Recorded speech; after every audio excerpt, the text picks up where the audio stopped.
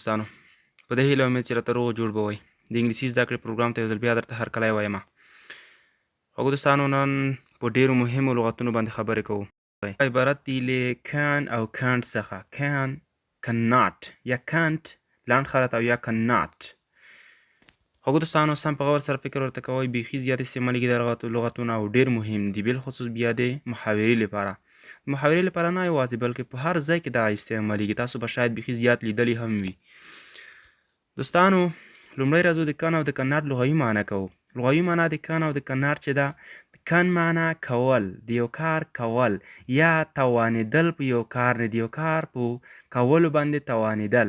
لکه موږ تاسو پښتو کې وایو چې زه دا کار کولی شم، یعنې زه په دې کار باندې توانېږم. او کناټ معنی نه کول، یعنې د یو کار په یو کار باندې نه توانېدل، د یو کار په کولو باندې نه توانېدل ته ویل کېږي کناټ. او دواړه د قابلیت د توانایۍ لپاره استعمالېږي. راځو خوږو دوستانو، تاسو به انشاءالله په مثالونو کې بیا سم ورباندې پوه شئ.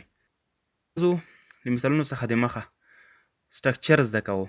د یوې جملې سټرکچر چې ده، دا بیخي زیاته مهمه ده. کوم وخت کې چې موږ او تاسو د یوې جملې سټرکچر زده کړو، نو موږ او تاسو کولی شو چې د هغې سټرکچر په واسطه موږ او تاسو په سلګونه او په لسګونه مثالونه جوړ کړو. خو که چېرته موږ او تاسو سټرکچر زده نه وي او یوازې مثالونه موږ او تاسو زده کوو، بیا نشو کولی چې هماغه قسم ته جملې نوره جوړه کړو. فقط به هماغه یو مثال به مو زده وي او نور به اضافي نشو کولی چې نور مثالونه ورباندې جوړ کړو.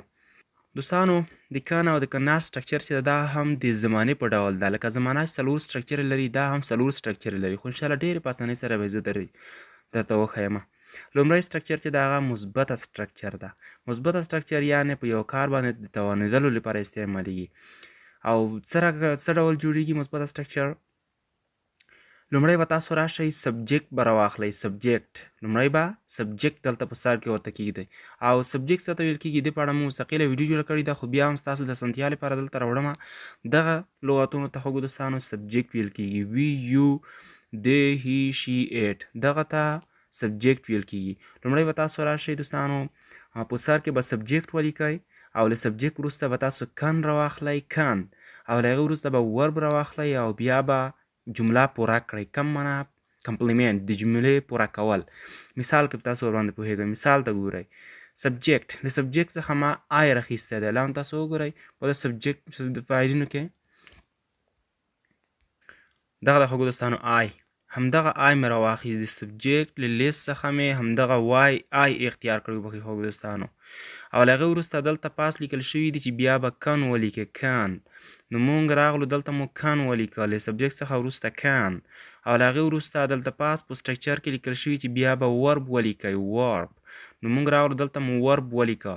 رایټ، رایټ ورب ده، یعنې فعل دی رایټ. او له هغې وروسته کمپلیمنټ، جمله پوره کړئ. دلته موږ جمله پوره کړه په لیټر سره. جمله به څه ډول وایئ؟ I can write a letter. زه کولی شم چې خط ولیکم. I can write a letter. زه کولی شم چې خط ولیکم. وګورئ دوستانو، په توانایي دلالت وکړ کن، یعنې زه کولی شم چې خط ولیکم. دوستانو، دغه یوه مثبته سټرکچر. راځو منفي سټرکچر ته. یو ځل به دا سبجیکټ له دغه ځایه لرې کړم، ځکه دې باندې تاسو نور خپله پوهیږئ.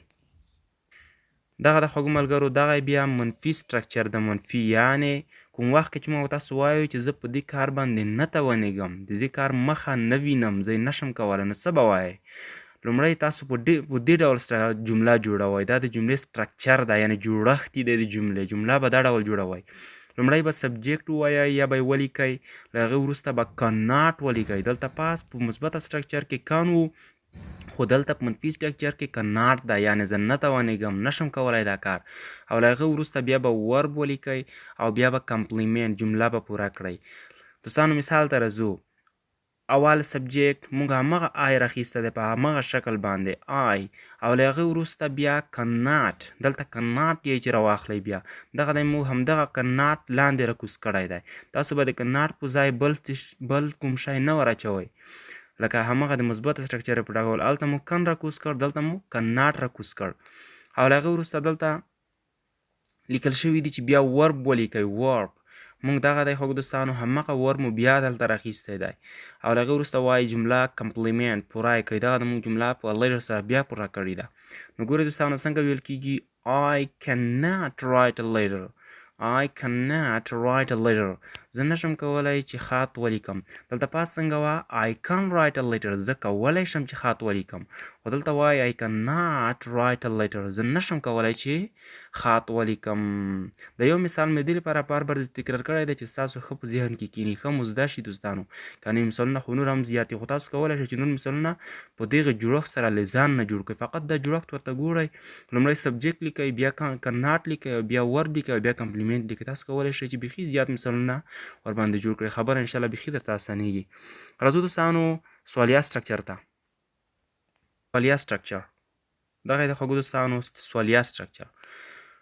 په سوالیه سټرکچر کې هماغه شیان کوم چې دلته پاس ذکر شوي دي هغه بیا تکرار شوي، خو دومره فرق لري لکه په مثبته سټرکچر کې کن چې و هغه له سبجیکټ څخه وروسته و، خو دلته کن د سټرکچر یا د جوړښت سر ته لړ شوی دی او سبجیکټ وروسته راغلی دی. ما تاسو ته مخکې ویډیوګانو کې هم دا خبره کړې وه چې کوم وخت چې تاسو پوښتنه کوئ نو یا به اګزیلري ورب لکه کن و کن دغه شیان او یا ټو بي ورب هغه به تاسو سر ته وړئ. لکه دلته موږ کن سر ته وړی دی، نو کن سر ته لاړ، له هغې وروسته سبجیکټ، بیا ورب، بیا کمپلیمنټ او بیا کوېسچن مارک سوالیه علامه.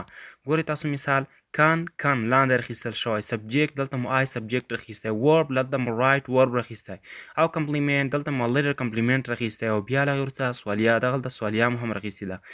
مثال به څه ډول جوړ شي can I write a letter. آیا زه کولی شم چې خط ولیکم؟